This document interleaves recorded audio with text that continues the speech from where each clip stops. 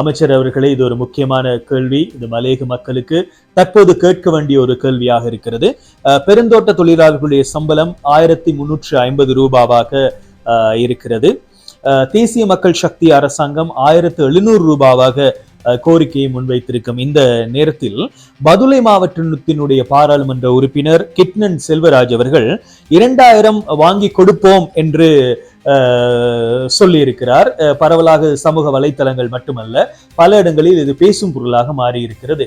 எனவே இந்த 2000 ரூபாய் சம்பளம் கிடைக்குமா, அல்லது இதனுடைய நிலைப்பாடுகள் எப்படி இருக்கிறது?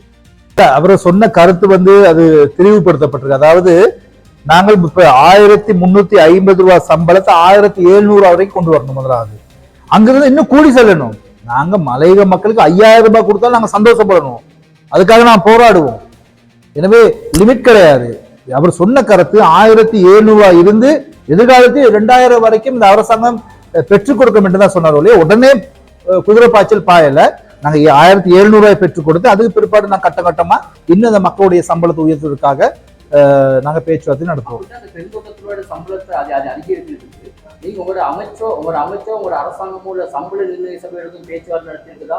இல்ல, இது தொடர்பாக நாங்க முதலாவது ஒரு பேச்சுவார்த்தை நாங்கள் நடத்தி இருந்தோம். எனவே நாங்கள் முன்னுக்கும் நாங்கள் கடிதங்கள் அனுப்பியிருக்கோம் பெருந்தோட்ட கம்பெனிகளுடன்.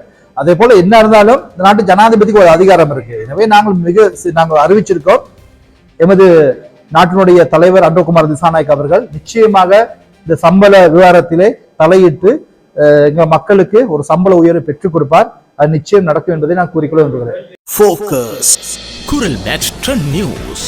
இது மலையக மக்களின் குரல்.